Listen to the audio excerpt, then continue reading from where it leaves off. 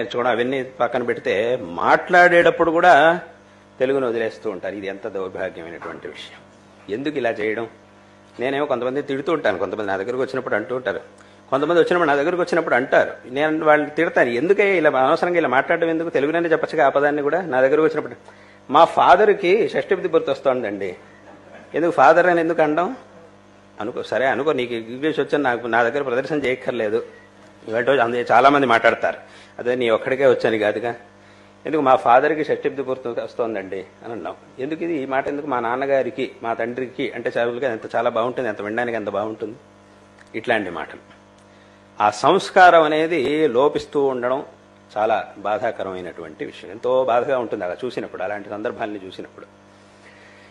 ఇట్లా ఆ ఒక సంస్కారం మామూలుగా ఇప్పుడు నా దగ్గరకు వచ్చినప్పుడు ఇలా మాట్లాడుతున్నారు అని అంటే వాళ్ళు ఏం మాట్లాడుకుంటారనేది చెప్పక్కర్లేదుగా. పైగా ఇప్పుడు ఎందుకంటే ఇప్పుడు నేను చెప్పింది నా దగ్గరకు వచ్చినప్పుడు ఏం మాట్లాడతారనేదాన్ని నేను చెప్తున్నా. అది పైగా ఇదివరకటి కాలంలో పెద్దవాళ్ళు పిల్లలకి మంచి సంస్కారం నేర్పించేవారు.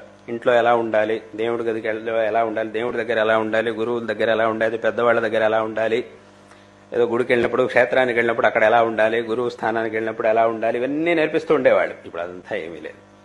వాళ్ళకి ఇక్కడికి వెళ్తున్నావు, గుడికి వెళ్తున్నామా, అథవా ఎక్కడో ఏదో యాత్రాస్థలానికి వెళ్తున్నామా, అసలు ఆ తేడానే తెలియదు వాళ్ళకి. ఇట్లా చేస్తూ ఉంటారు. ఇప్పుడు కొంతమంది నా దగ్గరకు వచ్చినప్పుడు చూస్తుంటాం, స్వామి మాకు ఆశీర్వాదం చేయండి అని అడుగుతుంటారు. సరే మంచిది ఆయన, నీకు మంచిగా ఆశీర్వాదం చేస్తున్నా. తర్వాత నాకు వాళ్ళు థ్యాంక్స్ అని చెప్తారు. ఆశీర్వాదం చేసినందుకు నాకు వాళ్ళు చెప్పేది థ్యాంక్స్.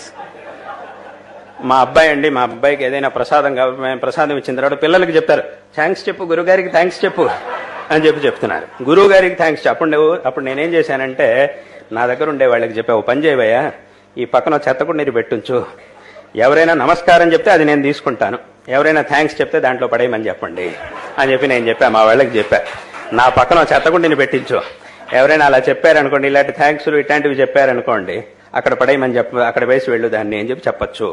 నమస్కారం పెడితే అప్పుడు నేను తీసుకుంటా, వాళ్ళు ఇచ్చేటటువంటి నమస్కారం నేను స్వీకరిస్తాను అని నేను చెప్పా మా వాళ్ళకి.